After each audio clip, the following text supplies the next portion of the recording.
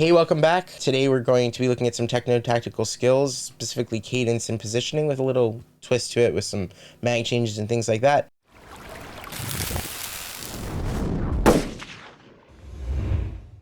This exercise involves 4 targets, 3 shots per target. The instructor determines the run, which positions you're going to go into before you actually start your run, and we're off. So one thing that I noticed was that sometimes I need to move beyond a position in order to get into the position correctly. My cadence for this run was relatively slow. I tried to be accurate. One of the things we were specifically told to do is switch our mags before we left position. It was part of the staged instructions. And there's actually a really interesting reason for that, especially for me. When I switch my mags after I get to a new position, I find that I'm actually spending time dealing with gun rather than dealing with target. If I'm already going to be leaving the position and I'm bringing my gun down, that's a much more ideal time for me to switch the mag, put the gun in the holster, and then when I get to the new position, I'm able to address that position and the targets in front of it immediately rather than deal with the gun. Now, as you can see, moving straight into the position, relatively smooth, but you'll notice that when I'm moving backwards, for instance, or later on when I'm moving from a center position to an opposite side position, there's a much greater angle of attack that I need to take. I need to move beyond the position in order to get into the position.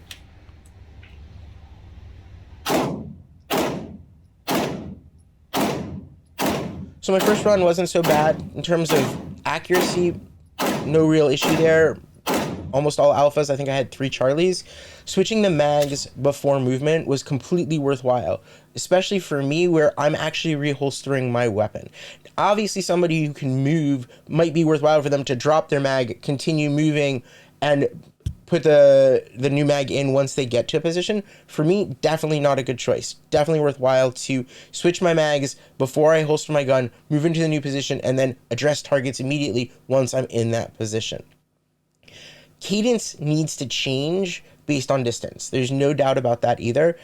I didn't change the cadence between the close shots and the far shots enough, and I definitely could have addressed the closer shots with a much more aggressive and much more a much higher rate of fire. So cadence needs to change, and I need to work on that within limits. So second run, as you can see, switching it up a little bit, different positions to start out at, different positions to move around through. Here you'll see that as I move from the right-hand target to the left-hand, the right-hand position to the left-hand position, there is actually a much smoother move into the position than when I came from the front positions to a back position, where I'm able to just gently guide myself in, and I'm taking a slightly longer curved attack rather than just going straight across. Here I tried to speed up my cadence and was told by the instructor that I wasn't as accurate as I needed to be. I also checked the targets, something I need to work on. So slowed it down a little bit, trying for maximum accuracy.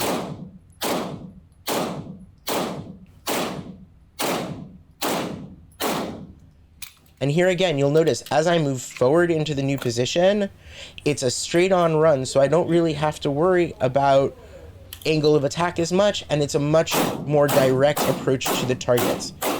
Higher cadence, better target acquisition, did really well on the closer targets.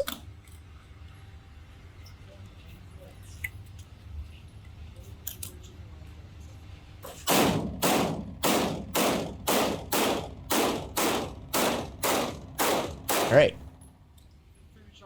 So 2 major takeaways from this. Number 1, accuracy matters. Maintaining accuracy is so important, even when you want to up your cadence.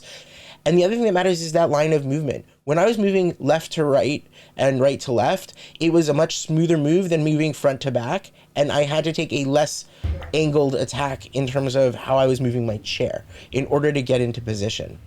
You'll see that here as I move forward. The instructor is going to tell me that the first position that I need to move into is in the front on the right. And you'll notice that instead of moving in directly, what I'm going to do is I'm actually going to sweep my wheelchair out to create an arc before I can come into position comfortably.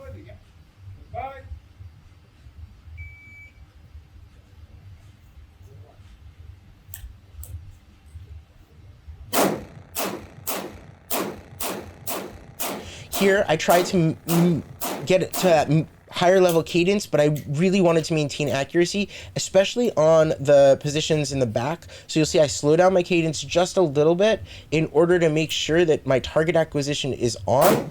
And there was a huge difference. I was able to make this run with only 2 or 3 Charlies at the end of the day. So it was worthwhile for me to up my cadence for the slightly lower score in terms of my timing.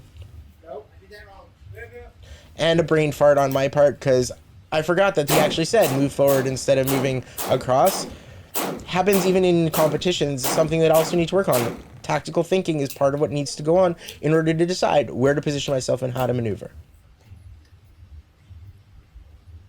And you'll see, moving back again, I have to take that sweeping turn in order to get into position. Slightly slower cadence for those further shots. Not too slow, but accuracy matters, and I maintained accuracy this time through.